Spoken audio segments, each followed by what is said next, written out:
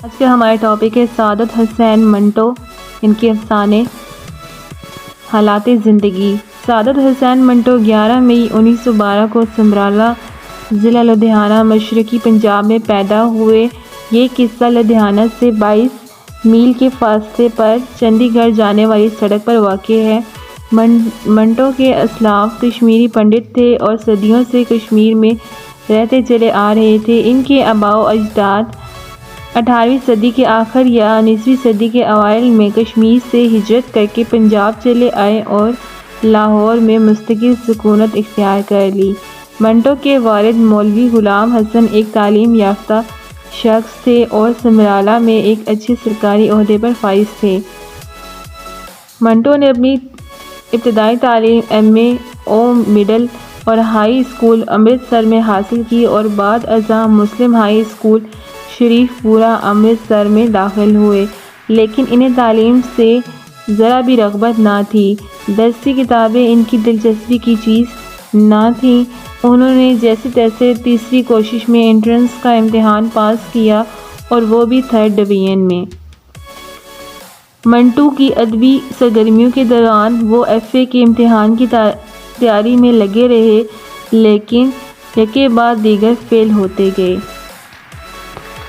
جنوری 1936 میں منٹو نے حفظ روزہ مصور بمبئی میں 40 روپے ماہوار پر ملازمت کر کے اپنے معاشرتی زندگی کی ابتدا کی۔ 26 اپریل 1929 کو ان کی شادی صفیہ بیگم سے ہوئی۔ قیام پاکستان کے بعد وطن کی محبت منٹو کو پاکستان لے آئی، لیکن افراتفری کا یہ دور منٹو کے لیے شدید ذہنی انتشار کا باعث بنا۔ فکر معاش نے بھی پریشان کر رکھا تھا۔ بمبئی والے حالات منقود تھے، لیکن منٹو نے مفاہمت نہ کی اور حکومت وقت کی رجعت پسندانہ اور مطلق العنان پالیسیوں کی جم کر مخالفت کی۔ منٹو نے شراب خانہ خراب ان کی نظروں میں سب سے زیادہ ضروریات کی چیز تھی، اوپر سے تنگ دستی بھی۔ صحت روز بروز خراب ہوتی چلی گئی، شراب نے جگر چھنی کر دیا اور آخر کار 18 جنوری 1955 کو اس جہان فانی سے کوچ کر گئے۔ منٹو نے بہت سے افسانے لکھے۔ منٹو اردو کی عظیم افسانہ نگار ہیں۔ ان کے مشہور افسانے نیا قانون اور نعرہ ہے۔ نیا قانون، اس افسانے کا شمار منٹو کی ترکیب پسند افسانوں میں ہوتا ہے اور ایسے شاہکار تسلیم کیا جاتا ہے۔ افسانے کا مرکزی خیال انقلاب اور انگریزی سامراج سے آزادی ہے۔ افسانہ انسان دوستی اور انسانیت پرستی کا مظہر اور حب الوطنی کے جذبات سے لبریز ہے۔ افسانے کا مرکزی کردار منگو کوچوان ایک سیدھا سادہ، بیوقوف اور ان پڑھ شخص ہے۔ اس کا سیاسی شعور خام ہے۔ چونکہ ذہنی استعداد محدود ہے، اس لیے وہ اپنی سواریوں کی باتوں سے اپنے طور پر غلط سلط معنی اخذ کر لیتا ہے، لیکن بنیادی طور پر اس کے خیالات حقیقت کی رمق لیے ہوتے ہیں۔ وہ یہ سمجھتا ہے کہ کسی پیر فقیر کی بددعا کے باعث ملک میں فرقہ وارانہ فسادات ہو رہے ہیں اور ملک پر انگریزی راج ختم نہیں ہو رہا۔ منگو کوچوان اگرچہ ان پڑھ ہے، لیکن اس کے باطن میں یہ احساس جہانگزی ہے کہ فسادات ملک کو کمزور کرنے کا باعث بنتے ہیں۔ ایک روز اپنی سواریوں کے باتوں سے منگو کو پتہ چلتا ہے کہ 1 اپریل کو نیا قانون یعنی انڈیا ایکٹ نافذ ہو رہا ہے، جس سے ملکی نظام میں دورس تبدیلیاں ہوں گی، بہت کچھ بدل جائے گا۔ وہ یہ نتیجہ اخذ کرتا ہے کہ 1 اپریل کو انڈیا ایکٹ نافذ ہونے کے بعد ہندوستان سے انگریزی راج ختم ہو جائے گا۔ انگریزوں سے نفرت کا ذاتی جواز رکھنے کے سبب وہ اس بات پر بہت خوش ہوتا ہے۔ آخر کار 1 اپریل کا دن طلوع ہوتا ہے۔ منگو کوچوان کے لیے گویا یہ عید کا دن ہے۔ وہ خوب بن ٹھن کر نکلتا ہے، لیکن خلاف توقع اس سے کوئی غیر معمولی تبدیلی دکھائی نہیں دیتی۔ وہ ہر چیز کو پہلے جیسی حالت میں پاتا ہے۔ مگر خود اس پر ہجانی کیفیت طاری ہوتی ہے۔ حسن اتفاق یہ کہ اس روز سے جو سواری ملتی ہے وہ ایک گورا ہے۔ اس گورے سے پہلے بھی ایک بار اس کا جھگڑا ہوا تھا اور کرائے کے معاملے میں تو میں بھی ہو گئی تھی۔ منگو کوچوان کے دل میں آزادی کا جذبہ موزوں ہے، جبکہ گورا حسب عادت اس سے کرخت رویہ اپناتا ہے اور منگو پر ہاتھ اٹھا دیتا ہے۔ بس پھر کیا، منگو آؤ دیکھتا ہے نہ تو گورے کی پٹائی کرنے لگتا ہے اور مار مار کر اس کا بھرکس نکال دیتا ہے۔ وہ گورے کو پیٹ رہا ہے اور ساتھ ساتھ کہتا چلا جاتا ہے، پہلی اپریل کو بھی وہی اکڑ پھوں۔ اب ہمارا راج ہے بچہ۔ وہ دن گزر گئے جب خلیل خان فاختہ اڑایا کرتے تھے، اب نیا قانون ہے، نیا قانون۔ گورے کو پیٹتا دیکھ کر لوگ جمع ہو جاتے ہیں، پولیس بھی آ جاتی ہے، سپاہی منگو کو پکڑ کر تھانے لے جاتے ہیں، جبکہ منگو کوچوان نیا قانون چلائے جاتا ہے۔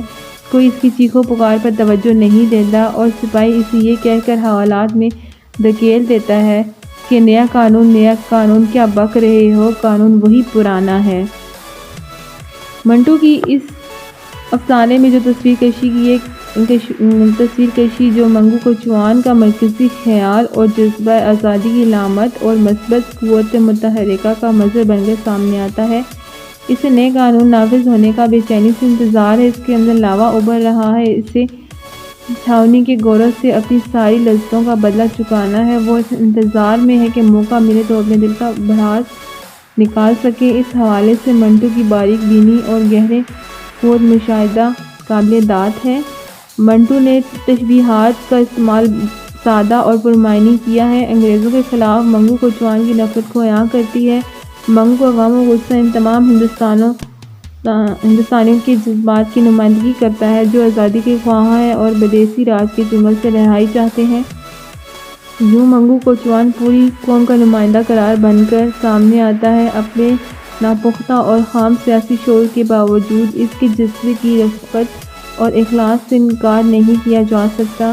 اس افسانے میں منٹو کی بلندیوں پر ان کے فن کو دکھایا گیا ہے۔ چوتھا پوائنٹ ہے نعرہ۔ نعرہ ایک افسانے کا نام ہے جو سعادت حسین منٹو نے لکھا۔ نیا قانون کی طرح نعرہ بھی منٹو کا ایک ترقی پسند افسانہ ہے جو اپنے موضوع، ٹیکنیک اور فنی خوبیوں کی بنا پر اس کے اہم افسانوں میں شمار ہوتا ہے۔ افسانے کا مرکزی خیال ایک اقتصادی نظام کا تضاد اور غریب و لاچار فرد کی بے بسی ہے۔ ایک غریب مونگ پھلی بیچنے والا ایک امیر و کبیر سیٹھ کے مقابل جس کا کہ وہ کرایہ دار ہے کوئی مثبت اور جارحانہ قدم نہیں اٹھا پاتا، بس پیچ و تاب کھاتا اور تل ملاتا رہتا ہے۔ افسانے کا مرکزی کردار کیسو لال ایک غریب مونگ پھلی فروش ہے۔ وہ کئی برسوں سے ایک سیٹھ کی بلڈنگ میں 10 روپے ماہانہ کرائے کی کولی میں رہ رہا ہے۔ وہ ہر مہینے باقاعدگی سے اپنی کولی کا کرایہ ادا کرتا ہے۔ اس مرتبہ اس کی بیوی بیمار پڑ جاتی ہے اور 2 مہینے کے کرائے کی رقم اس کے علاج پر اٹھ جاتی ہے۔ یوں وہ سیٹھ کو کرائے کی رقم ادا نہیں کر پاتا۔ سیٹھ کی رہائش اسی بلڈنگ کے ساتھی منزل پر ہے۔ وہ کیسو لال کو طلب کرتا ہے تو وہ بہت پریشان ہو جاتا ہے۔ اس کے دل و دماغ میں ہلچل مچ جاتی ہے۔ وہ بھی اندازہ ہے کہ سیٹھ اس سے 2 مہینے کے کرائے کے بارے میں استفسار کرے گا۔ وہ دل ہی دل پہ اپنی بیوی کی ناگہانی بیماری اور اس کے علاج معالجے پر اٹھنے والے خرچات کے بارے میں واقعات کا تانا بانا بنتا ہے تاکہ سیٹھ کے پوچھنے پر بیان کر سکے۔ وہ خود کو تیار کرتا ہے کہ اپنی کہانی دردناک انداز میں بیان کرے گا کہ سیٹھ کا دل پیچک جائے گا اور وہ اسے کرائے کی ادائیگی کے لیے مزید 1 مہینے کی مہلت دے دے گا۔ چنانچہ وہ اپنی داستانِ غم دل ہی دل میں ترتیب دے کر سیڑھیاں چڑھتا ہوا سیٹھ کے کمرے میں داخل ہوتا ہے اور سراپا نیاز بن کر کھڑا ہو جاتا ہے۔ سیٹھ اپنی کاپی دیکھتا ہے اور سخت اور بھدی آواز میں پوچھتا ہے، کیسو لال کھولی 5ویں دوسرا مالا 2 مہینوں کا کرایہ لے آئے ہو کیا؟ لیکن کیسو لال کی زبان کنگ ہو جاتی ہے۔ سیٹھ کی شخصیت کے روگ اس کے احساسات پر حاوی ہو جاتے ہیں اور دل میں ترتیب دی ہوئی ساری داستان غم گڑبڑ ہو جاتی ہے اور ہجوم جذبات میں اس کے حواس ساتھ چھوڑ جاتے ہیں۔ وہ اپنے حواس مجتمع کرتے ہوئے کچھ کہنے کی کوشش کرتا ہے کہ اتنے میں سیٹھ اس سے ایک موٹی سی گالی دے دیتا ہے۔ گالی اور اپنی تنہائی کے احساس سے اس کے قلب و ذہن میں بھونچال آ جاتا ہے، اس کے جذبات متشعل ہو جاتے ہیں اور ان پر قابو پانے کی کوشش کرتا ہے کہ پھر اسے کوئی غلیظ گالی دیتا ہے۔ اسے ایسے محسوس ہوتا ہے جیسے کسی نے اوپر سے کوڑے کا ڈھیر اس پر گرا دیا ہو۔ وہ نیچے سیڑھیوں سے اترتا ہے تو اسے ایسا لگتا ہے جیسے ایک سنگی عمارت کی 7ویں منزل اسے کندھوں پر دھر دی گئی ہے۔ جذبات کے ہجوم اور آتش ریز سے وہ اپنے حواس میں نہیں رہتا ہے۔ اس کا جی چاہتا ہے کہ وہ ایک فلک شگاف نعرہ لگائے اور اپنے اندر کا سارا زہر اگل دے۔ گالیوں کے تکرار سے کہانی آگے بڑھتی ہے اور کلائمیکس پہ جا پہنچتی ہے۔